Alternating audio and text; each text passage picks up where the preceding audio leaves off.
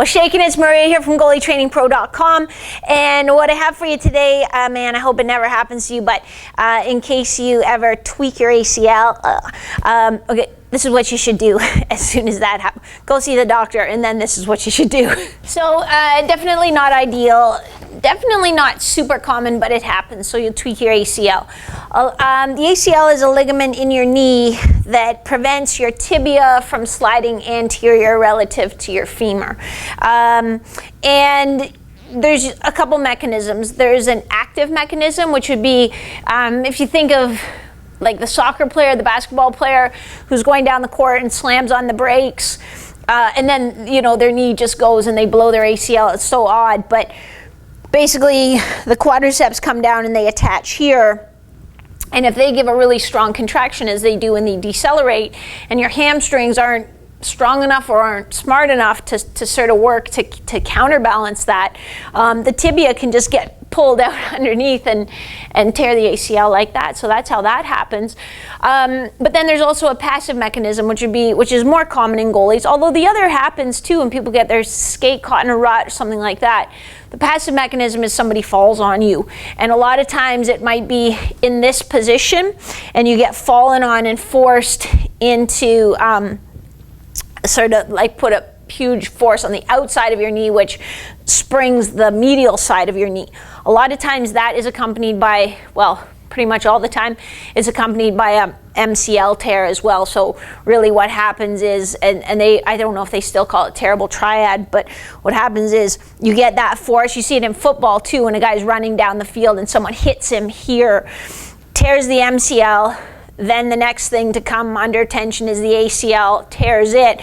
And then a lot of times too, when it gaps and it tears those, it smashes the lateral the lateral meniscus gets pinched, and it often gets damaged too. So it's not a good injury to get.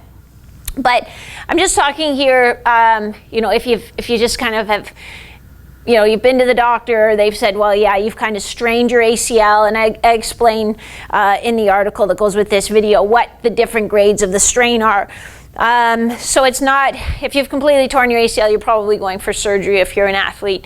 But this is just, you know, you've sprained it, and we want to, you know, see how to get you going. So the first thing is, we want to get the swelling out of your knee. So that means lots of ice, getting it up. You know, it will probably feel a little bit better, but try not to be walking around on it. Just let it settle down, get the swelling out of there, because that can have a big impact on how quickly you recover. I'll slide around this way. So then the next thing is, and what you might not realize is, that a lot of times when you have a damage to a joint, the muscles that cross that joint get inhibited. So your brain is very smart, and it's like, you know what? I think if you're turning on your quadriceps, that's going to move your knee joint, and your knee joint's sore. So that is no bueno. So don't do that. So then it just kind of turns off this muscle. It was interesting when I worked in the sport medicine clinic. As the exercise specialist, yeah, we would see people come in and like with their big quads, like these are athletes, and be like, squeeze this muscle, and they just, you know, look at it and it wouldn't go. So we want to get that moving again. So one of the things you can do at home is just have a foam roll, and we do just what's called quad sets. So you just sit and then lift your heel off the ground and give a good squeeze, and even make sure that muscle is actually turning on. So, you know, you do that, and you're going to squeeze that muscle at the top, you know, almost like if you had a 60-pound weight on your ankle. Don't put a 60-pound weight on your ankle. I'm saying as if you had.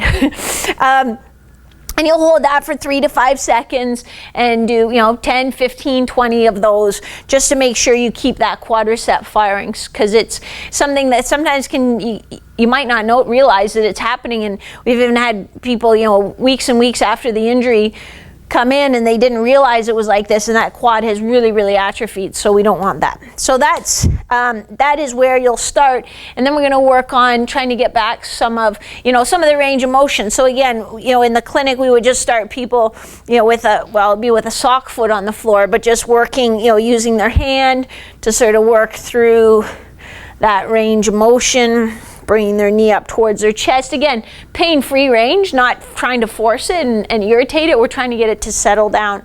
Once that is feeling some better and it's not as painful, then we work on some closed chain range motion. Let me show you what that looks like next. So I just have a super band set up on the power rack. And I know you might not all have a power rack at home, but it's something that you can maybe do at home. Do not hook a super band up to the shower rod, curtain rod thing, because it'll fall down and then you'll be in big trouble. So I'm just going to come in here, try not to get this right on the microphone. So I just put my arms through it. It's supporting me like a pair of suspenders kind of. And then I can get a little bit of squatting without my full body weight. So I can start working that pattern without putting so much load through my knee. When that is feeling good and I'm getting good range of motion, then I would want to come out and just do nice body weight squats with good mechanics and do it in front of the mirror so you can see, because what we'll see is, say it's my left knee that's sore, we'll see a squat that looks like that, you know, shifting away. And again, sometimes you don't realize you're doing these things, and then that little compensation pattern gets ingrained, and that just starts to be your new motor pattern. So even when your knee is all better and you're back to playing, you're still favoring this side and overloading this side. And that can give you lots of troubles down the road.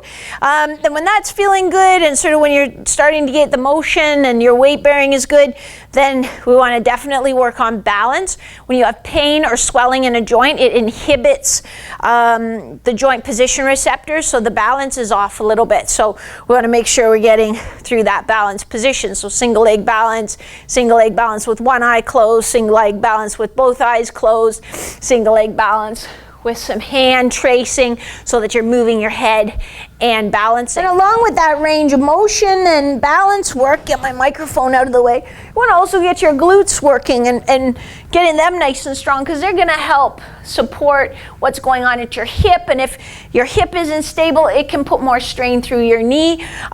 So we're going to work here, just starting with a nice glute bridge. Just an easy exercise you can do. It's not going to put a lot of stress on your knee, so it probably won't be painful. And thinking about getting a good contraction in your glutes, you'll also use your hamstrings a bit too, which we'll talk about in the next video of this series on how they're important. So those are some of the things you'll work on if you've strained your ACL or sprained your ACL. But definitely go to the doctor. If you have a good sport physio that you work with, just go to them, do what they tell you to do. If that's not available to you, these are some of the things that you can work on that will help you get back on the ice and sort of know when it's time to progress. The worst thing you could do is be like, yeah, I think my knee feels better. I'm just going to go out and try to practice or try to play and see how it feels. Because if you've just sprained it, and again, the article explains a little better. I'll put a link. I'll try to put a link below. But you might still have some fibers that are okay, but it's weak, and if it's swollen, you're going to have poor sense of joint position and forces. You're putting yourself in a vulnerable position to do more damage. So try some of these things. I'm going to follow up with some more advanced exercises in the next parts for this video, but these will be just your initial things you're going to do in the first week or so. I hope it helps. This is Maria from goalietrainingpro.com. Don't forget to like and share if you want. Just you never know when you'll need it. Cheers.